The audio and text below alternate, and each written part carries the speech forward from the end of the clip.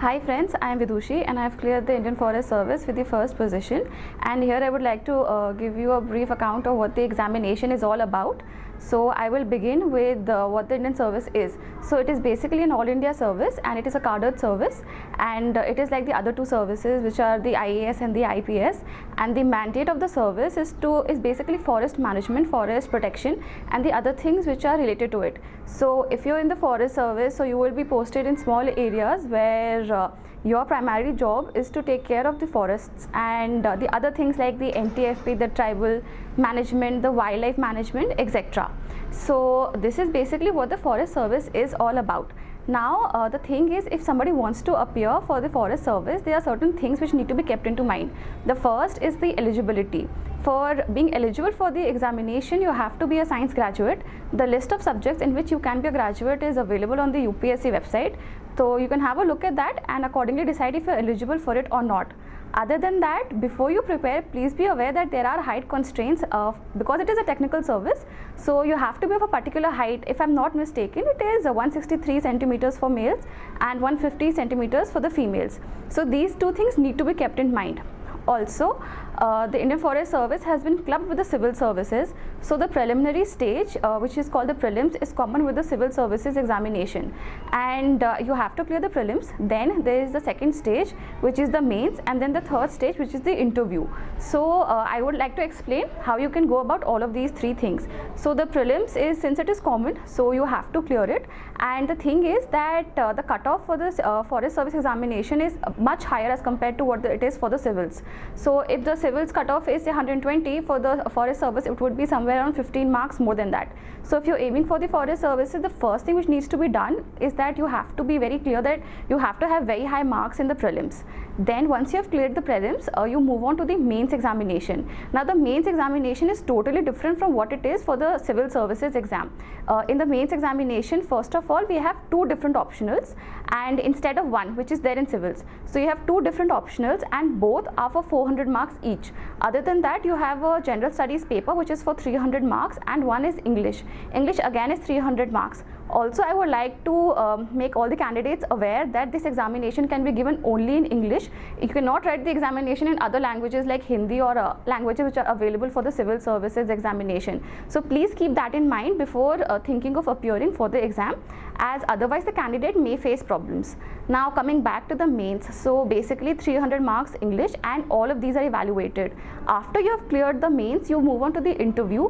The interview is for 300 marks and overall the marks comes down to 1700. So this is the basic structure of the examination, and the forms are out with the civil services. In the civil services, once you're filling the form, you will be asked whether you want to prepare for this forest service, or you want to appear for the civil services, or you want to appear for both. So in case you're planning to give both, you just tick the option of both. And this year the preliminary examination was in June, and I think this will be the cycle being followed for the next year as well. So June is the prelims, and from this year onwards the pattern has been changed. So the examination is in December this year, and the civil services is in November. So basically we will be having one entire month to prepare for the forest service after the civils. So that I believe is a big advantage, and after the examination in December, the results should be out sometime in January, after which you will be given approximately 15 days during which you can prepare for the interview, and after 15 days your interviews will start. So the first thing I would like to tell the candidates or all the aspirants is that when you're choosing an optional, choose it with a lot of care, as the optionals are a big differentiator in this exam, unlike the civil services where a lot of weightage is given to general studies as well. So choose your optionals with care. For candidates who are appearing both for the civil services as well as the forest, what is important is that when you're doing the optional, you do it thoroughly and properly, because at the time of the forest service the time is very little. So what you have to do is that you have to complete your optionals much before. For example, when I was appearing, I wanted to appear for both the examinations. So I finished both my optionals in the beginning itself. I had taken botany and forestry, and I'm a computer science graduate. So I had taken all the optionals classes at once and had finished them, made them strong, and then I had gone for my general studies coaching. So please be very careful while you're choosing the optionals and do it very properly, as once you score in the optionals, GS and English, which is common to everybody, it is not exactly a differentiator. So the first thing is you do that. Secondly, for the general studies, what you have to do is that when you're preparing for the civils, you're basically covering whatever is required for forest service as well. So I personally did not prepare separately for the general studies part of forest service. Other than that, the English. So here English marks are counted, and it is a 300 mark examination mark paper. So if you're preparing, then please be very careful, because in English you might as well go through all the papers. Practice English properly and don't leave it just like that, as all of the marks will be counted. Other than that, once you're clear with the mains examination and you have to fill, you're appearing for the interview, so whatever is there in the DAF will be asked in the interview. And while you're filling the DAF, you have to be very careful again, because of a number of factors. First is that the cadre preferences which are asked in the DAF. So with respect to the cadre, you have to be very clear about what you want, which cadres are the best with respect to the forest service, as the cadres which are best for forest service may not be best for the IAS and the IPS. Every service, since it is different cadres are best for different services. So you have to be very careful while filling the cadre. Other than that, the hobbies and the extracurricular activities are also mentioned in the DAF. When you're filling the DAF, please be very careful when you fill in the hobbies, because the hobbies are of utmost importance. I, for example, had given amateur photography as well as wildlife enthusiast as my hobbies, and I was genuinely interested in both of them. So as a result of that, I was able to answer questions, because a number of questions were focused only on the hobbies part as well as the positions of responsibility. So whatever you do, please don't fill in any false information in the DAF, and when you go in for the interview, then prepare each and everything that you have written in the DAF, including your hobbies, the positions of responsibility, the cadre preferences, as well as your schooling, as certain questions can come from any different corner. With respect to the current affairs, I would like to tell the candidates that it is extremely important that you go through every day's newspapers. I took at least 2.5 hours to go through the newspaper. You can follow either the Hindu or the Indian Express, whichever suits you better. And please spend some time. Please do not think that there is a shortcut to reading newspapers, as even if you may attend some classes or try to get some notes, when you read the newspapers, you actually have a very good opinion formation, and at the time of writing in the examinations, whatever you are taught really does not come to mind. What comes to mind is what you have actually internalized, which comes from reading the newspapers.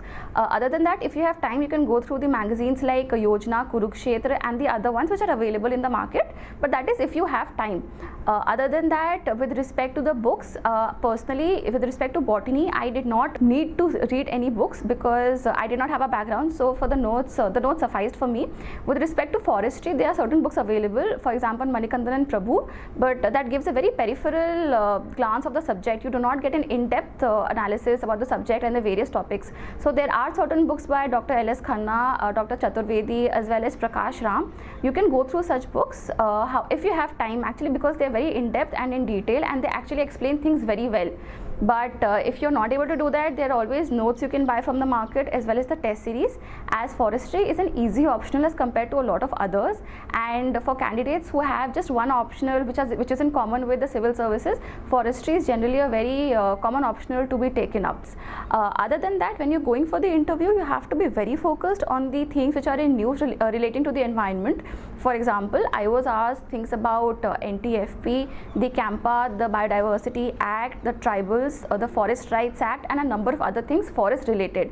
Please be very clear that the forest services interview is very different from the civil services interview, as a number of questions do arise from the forest and environment sector. So if somebody is preparing for both of them, then please do not think that the interview can simply be cleared by preparing for the civil services, as the interview is very different. Other than that, I would like to inform the candidates that there is also a walking test which is usually cleared by all the candidates. In this, the boys have to walk 25 kilometers in 4 hours and the girls have to walk 14 kilometers in 4 hours.